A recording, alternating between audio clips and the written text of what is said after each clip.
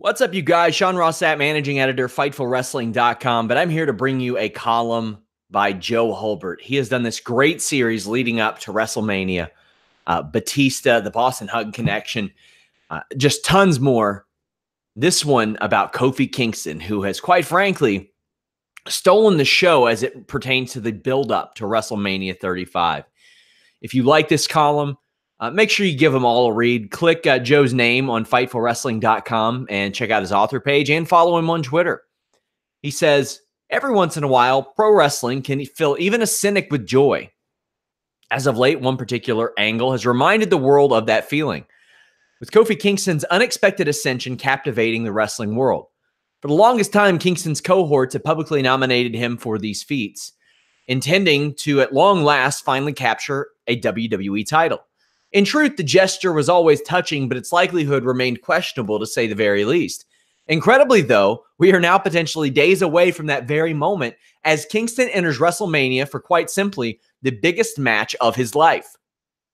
Kingston's story is an incredible one, entrenched in an almost unparalleled degree of loyalty and consistency. The heights of WWE's history are decorated by superstardom, but Kofi's longevity stands out opposite anyone, a rare career trait that strengthens a star's legacy with each passing year. Kingston is no different, earning quite a special degree of fan admiration and respect while performing at an elite level regardless of circumstance. It's that element that allowed this rise to succeed, a magic ingredient that's rooted in the memory of Kofi's journey to this point. WWE fans first met Kingston in December 2007, initially sporting a Jamaican accent in the midst of now infamous vignettes. Kofi eventually emerged on the ECW brand, soon entering a program with veteran Shelton Benjamin, and then quickly heading to Raw. He arrived in grand fashion, too, almost immediately capturing the prestigious Intercontinental Championship from Chris Jericho. That accomplishment soon proved a constant for Kingston, and so would his next feat as well, winning tag team gold alongside his friend CM Punk, his first of many eventual partners. Those two moments would encapsulate much of Kofi Kingston's initial fate, a trusty young talent that could shine without ever needing too much spotlight. His second-tier title reigns in many ways defined that period for Kingston, a terrific in-ring performer that regularly thrived in outings that didn't always receive the promotion of their peers. Kofi had a particularly impressive series of matches against Dolph Ziggler, battling his fitting foe for both Intercontinental crown as well as the United States title. Though the surrounding factors often altered, the result remained unchanged. Thrilling encounters that constantly captured the audience's attention. It was without a singles belt around his waist that Kingston became a regular within WWE's tag team division, providing one half of a babyface tandem whenever necessary.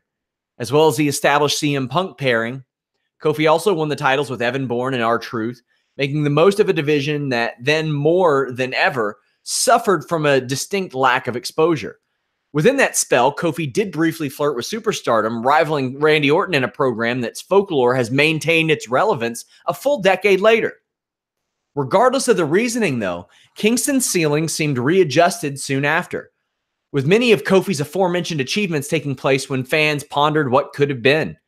All good things must come to an end, though, and by 2014, Kingston's WWE stint had seemingly began to slow. While his performance remained admirable, Kofi's established residence as the promotion's go-to undercard babyface has steadily diminished.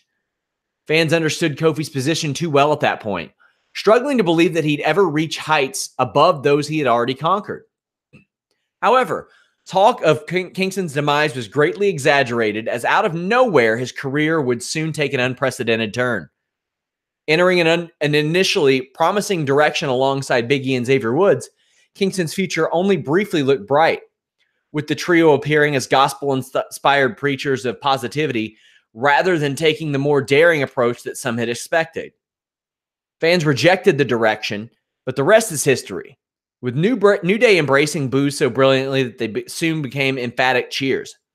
Since then, the group has gone from strength to strength, solidifying their legacy as one of this generation's greatest acts. New Day have become undeniable, an already legendary team that's produced some of WWE's finest TV in recent years. Before this, Kingston spent 6 years producing a body of work on WWE's main roster, establishing a Hall of Fame resume along the way. Even still, this POP portion felt pivotal and rapidly became the defining element of his respected career. In WWE, tag team success has always been historically shrouded in apparent limitations, but New Day often transcended those borders, rapidly becoming an act capable of reaching far beyond their varied card placement. With all that being said, hopes for a singles title run still seemed optimistic at best, especially in Kingston's case. While he's still in his physical peak, Kofi was obviously the trio's oldest members, and in some way he felt almost limited by his longevity too. There's a common belief that at some juncture, every wrestler's window passes, and the more that someone is presented one way, the less of a chance there is for them to be spotlighted in another. On paper, Kingston appeared to be the perfect case of that exactly, but in an instant, that shifted. Replacing Mustafa Ali just days before Elimination Chamber, Kofi initially seemed set for another brief foray into a multi-man main event. Fans had seen this before. Kofi always thrives in these positions, but he seldom wins, quickly returning to his prior placement at its conclusion. The occasion almost immediately felt different, with a gauntlet match highlighting the sheer brilliance of Kingston's current performance. Kofi lasted over an hour, and in one solitary showing, he'd convinced fans to believe again. The sudden trend culminated at the pay-per-view itself as Kingston made it to the final two before falling short after a staggering closing stretch. Kingston left the ring an undeniable hero that night, finally receiving the adoration and acclaim that his body of work frankly demanded. With the road to WrestleMania firmly underway, it wasn't surprising to see Kingston leaving the Elimination Chamber without the gold. After all, he was a late addition to this match and never a likely winner anyway. But nonetheless, the audience's reaction felt like a moment within itself. Kingston had just produced the greatest performance, yet regardless of result or direction, fans responded to that with the utmost respect. This time, things wouldn't just revert to their prior state. Instead, Kingston's fate seemed clear. The route wouldn't be smooth, but at some point, we all reached the same conclusion. Kofi Kingston was headed to WrestleMania, and more than that, he may be the event's greatest hero, too. Matched with the simply brilliant Daniel Bryan, Kingston has become rival to the status quo, speaking his mind opposite Vince McMahon in a segment that once would have seemed unfathomable.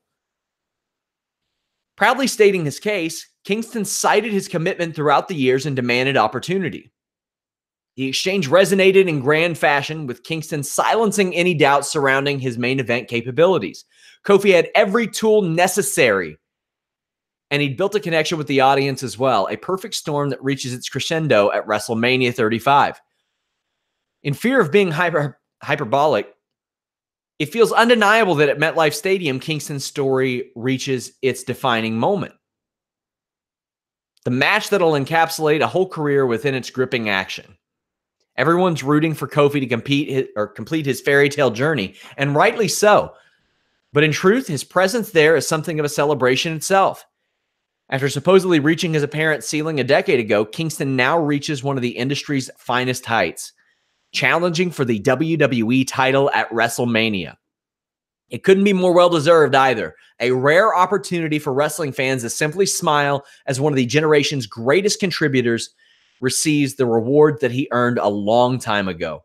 The road here has not been short, but that only makes the destination sweeter.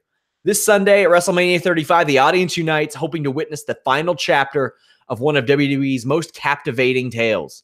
But more than that, the coronation of a champion that through hard work and persistence has earned our unwavering appreciation. It's easy to become enwrapped in this match's result, but the beauty belongs in the journey.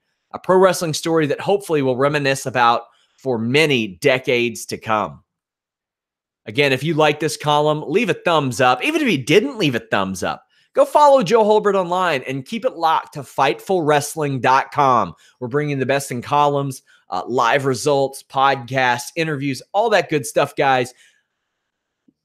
Subscribe.